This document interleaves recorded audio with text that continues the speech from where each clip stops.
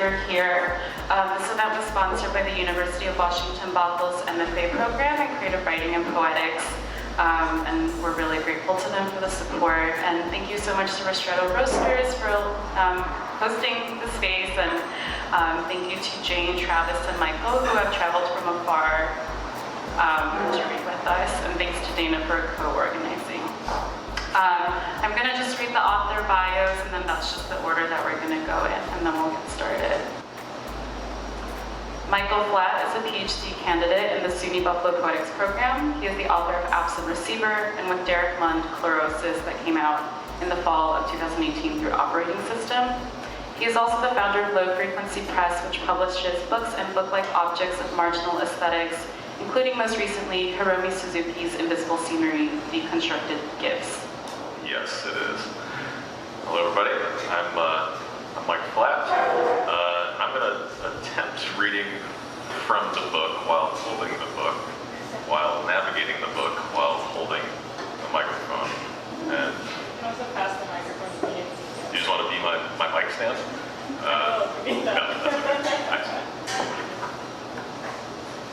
I'll be reading from my book, Chlorosis, which came out last fall from the Operating System. And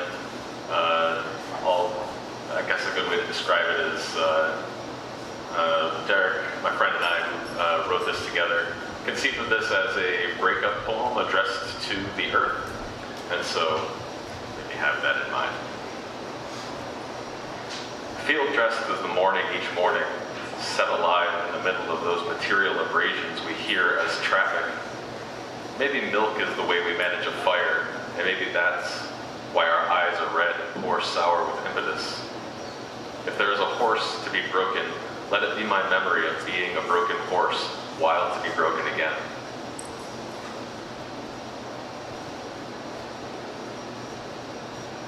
My want is to care about the ways I want to care about soil pH levels. To take off your summer's dot scrub and hush my nothing in the hush of a collective nothing. Our mutual empties to cozy over while you are marbled with coffee grounds and diapers and acetaminophen. Our choices imping towards stasis, to be young and express a chair doing most of the talking. Would you believe the heat is more beside you than this?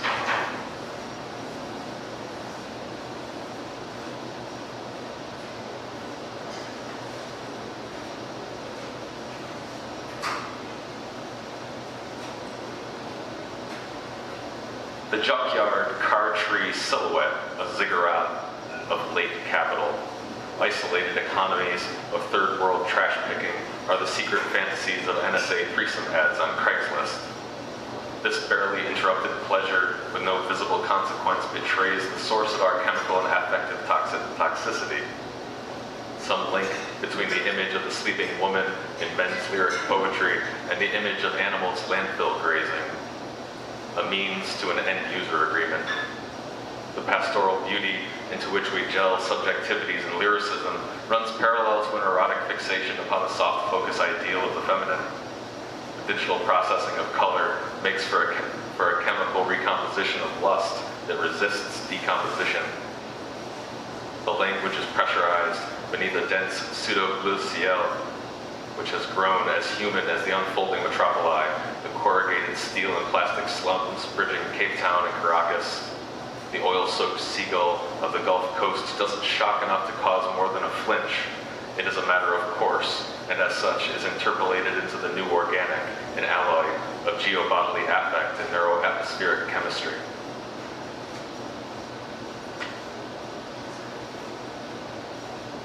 A tape recorder, caught in your slow-talking fuck blur, picking up the sound of its own winding sleaze in this dubious tryst.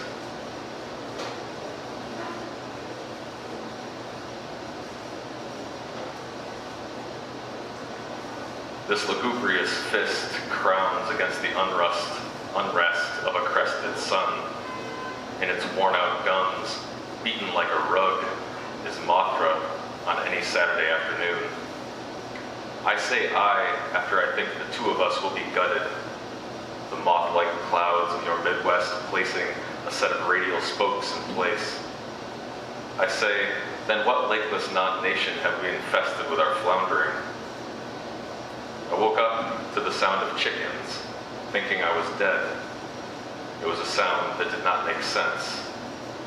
It was a sound, and I had not heard for a very long time.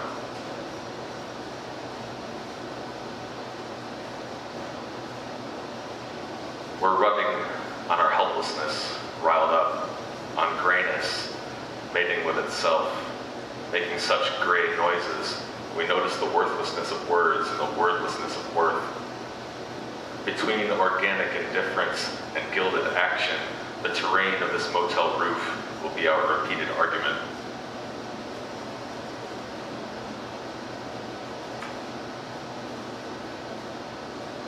But instead, I think of this cloud file like a receiver, still and outside of the infected, and infected and outside of the still.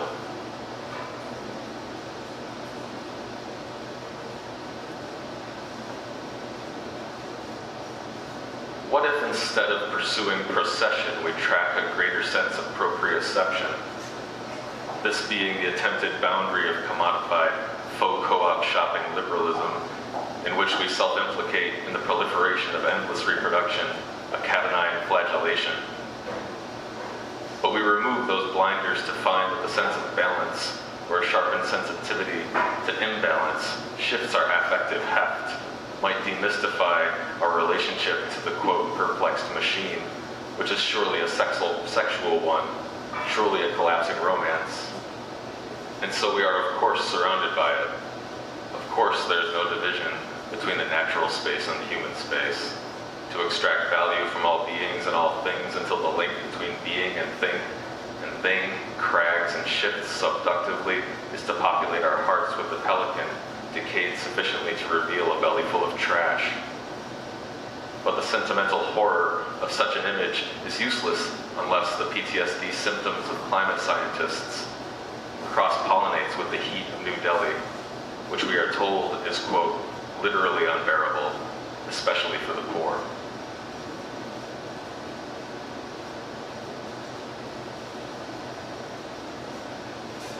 You thought there was a word for that color, for two stars growing closer together, the rift becoming densely grained with wear, or circular with elegy. If I close each yellow word except my eyes, what I see is livid with little yellow nights. And in an afternoon, you thought there was a word for a color, for two stars growing closer together, their rift becoming densely grained, as dense with wear as with circular elegy. And if I close each yellow word, I don't see the sun because I'm not trying to see the sun.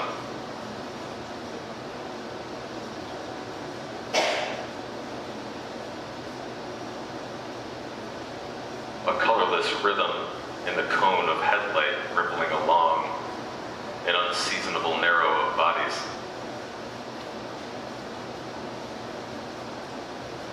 And no matter how Dionysian your hum, I will still call it a cop-out. Who will blink first, you or the ground, rank with blank, and moss, or that door locked as you left? Burdened with ideas, this earth bent toward a yellowed point of an orbiting satellite.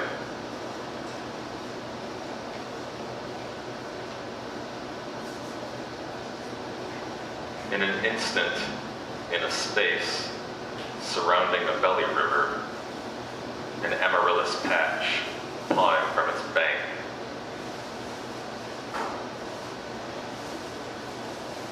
Dozing in the inflorescence, a refrain reverberates to its moss womb.